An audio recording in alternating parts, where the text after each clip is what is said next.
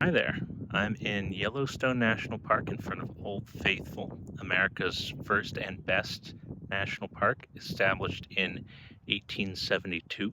The park has some of the most intact temperate ecosystem in the Northern Hemisphere and plays host to lots of bison and elk, grizzly bears, wolves, wolverines, and lots of other wonderful forest creatures.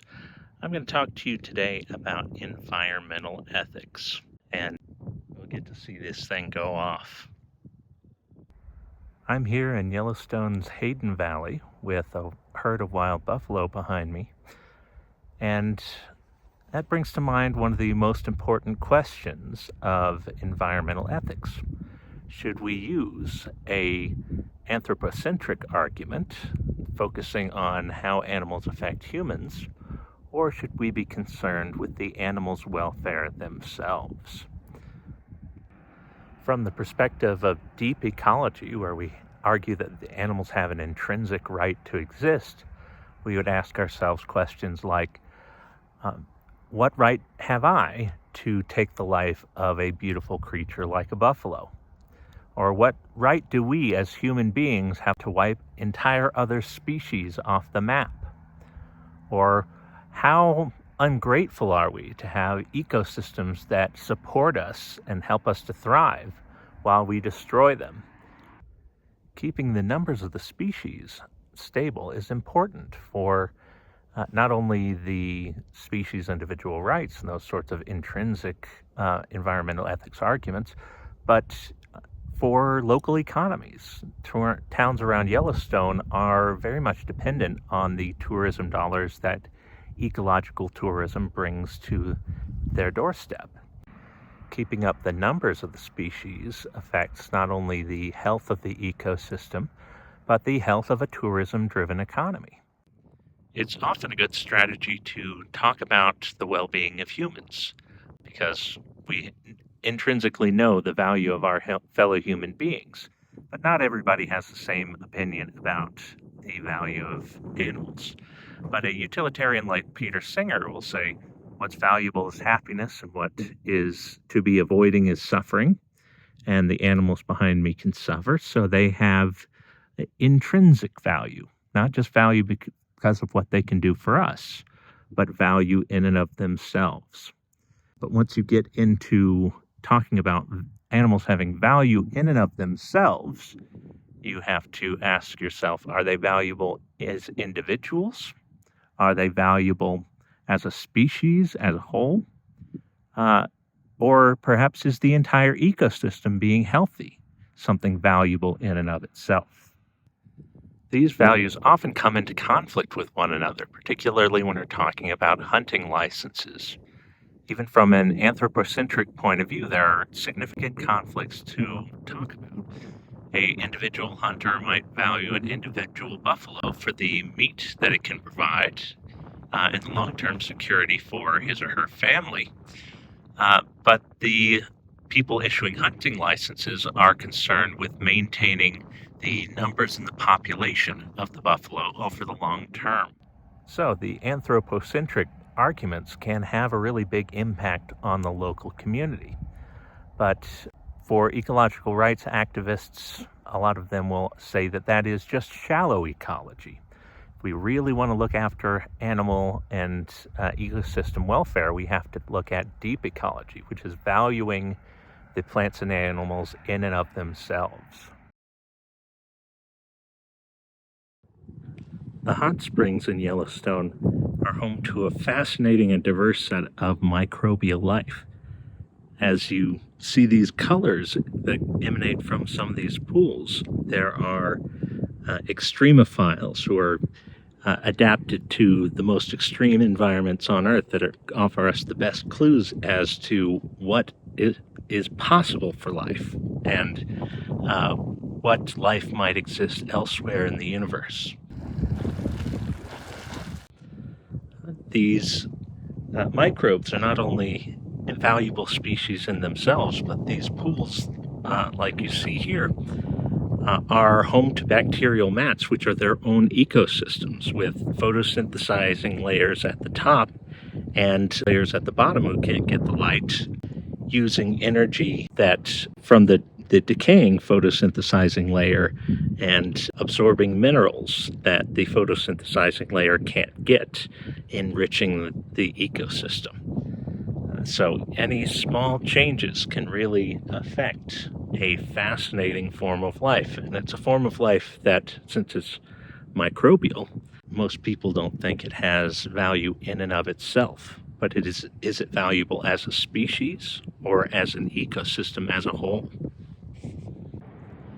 I'm here at Red Rock Point, overlooking the Grand Canyon of the Yellowstone, one of the most beautiful locations in the park, and an ideal place, despite it being a little noisy, to talk about environmental justice. The fact is, in the United States and places around the world, the most beautiful places like this are close to the most expensive real estate. If you live in a poor neighborhood, you're more likely to live near a garbage dump or toxic waste site or a power plant. Myself, when I was starting my dissertation, I lived in Gibsonton, Florida. And Gibsonton has the dubious distinction of being right between the wastewater pit for a phosphate mine, slightly radioactive, and a coal-fired power plant, which is not really the ideal place to live. As I found out a few years later, when a similar community in the Tampa Bay area had one of those phosphate wastewater mine pits overflow. And there was a worry that there was going to be a 20-foot wave of radioactive water flowing down the main street of that town. And emergency crews broke it open so that it would spill into the Tampa Bay area instead, depositing an enormous amount of chemicals that you would normally use in fertilizer, causing a dramatic red algae bloom that killed a lot of the local animals in that water. So the most beautiful places like this tend to have wealthy places near it. The closest place to live around here is called Jackson Hole. It's a very expensive community to live in. If you don't have the income or the wealth to live in Jackson Hole, which is located in the heart of the Grand Tetons just south of Yellowstone, you'd have to live somewhere like Bozeman or Cody, which is several hours outside of the park and are rapidly gentrifying communities, pushing out the locals as more tourists and retirees with a lot of money redevelop and occupy the land.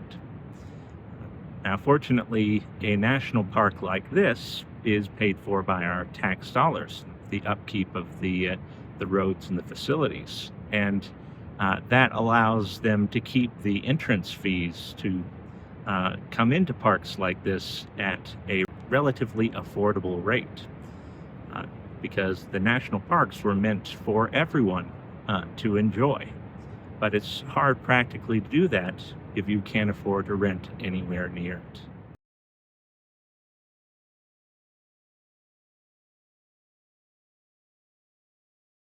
I'm standing here in Yellowstone by this petrified tree, which is an excellent place to talk about the different epochs of the Earth and the very different climates and temperatures that the Earth experienced during these different ages.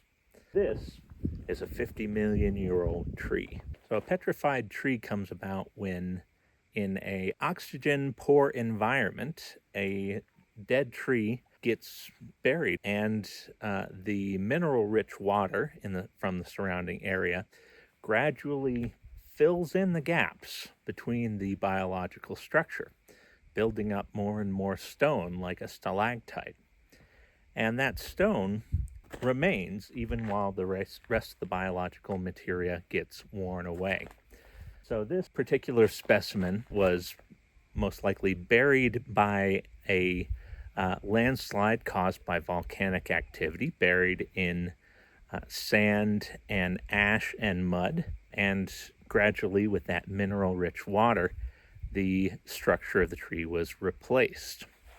Now, many petrified trees were formed in the Carboniferous epoch, around 300 million years ago, because before that time, the bacteria and fungus weren't able to break down tree trunks, and trunks would just remain on the forest floor until they were either burned up by a forest fire, which happened quite a bit in that era because it was more oxygen rich, or got buried and sometimes petrified.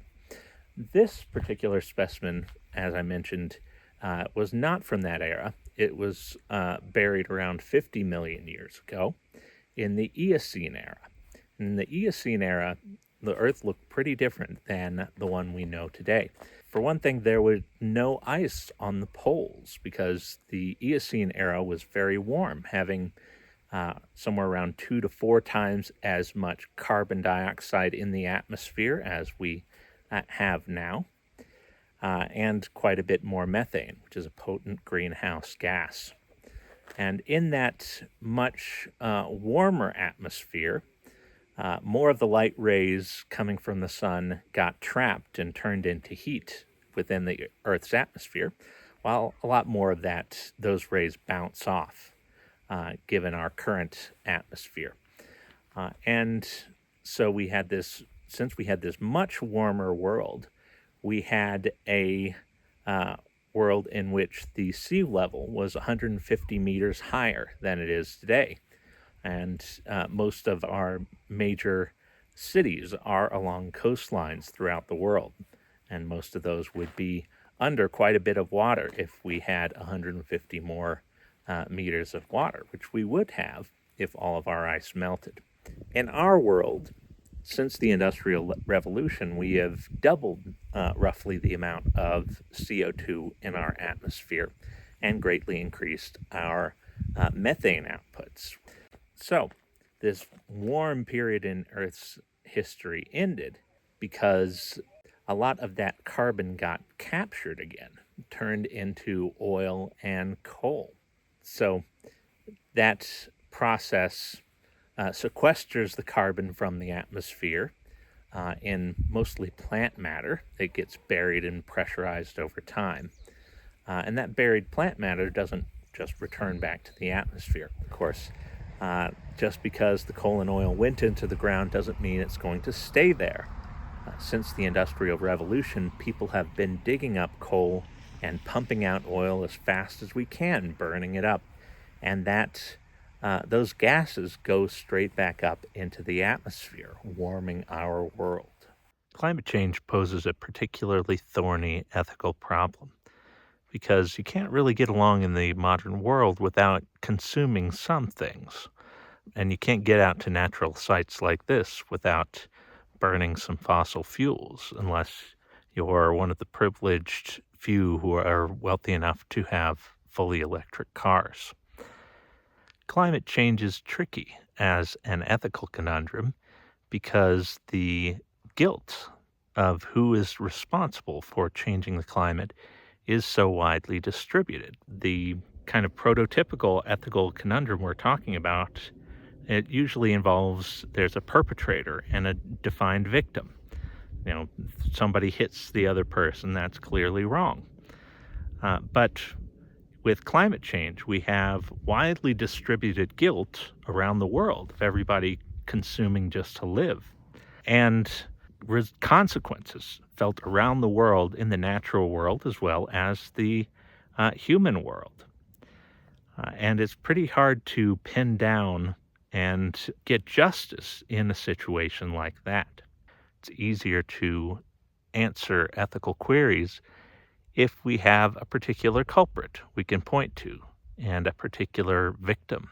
If you're looking for climate culprits, you don't have to look far. The United States has more climate emissions per capita, that is per person, than any other country in the world.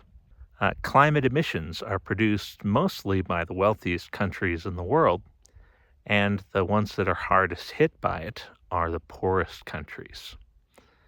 And that raises some interesting issues that are frequently talked about in climate-related legislation and treaties. Do the wealthy nations of the world, who have already spent a great deal of carbon industrializing, owe something to the poorer countries of the world, often underdeveloped countries, who will need large amounts of energy and carbon emissions to bring themselves up to the standards that we currently enjoy?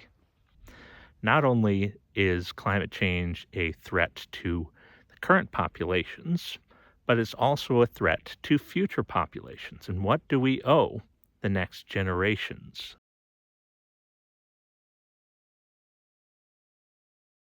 But it's pretty hard to get by in our modern world without creating some greenhouse gases. To get out into a park like Yellowstone, you need a fuel burning vehicle. There's not a lot of charge stations along the way, and it's very remote. It's hard to get out here without you burning a good bit of gas. So, for trips like this, but also for our everyday lives, just getting to work or getting to school, you're probably going to have to consume something that produces greenhouse gases. And it's just not just traveling, because the goods we consume have to be shipped, producing greenhouse gases, even if there's no greenhouse gases in its manufacture. There usually is. So, how do we deal with the ethics of a warming world when it's necessary that we be a part of the guilt of warming it up?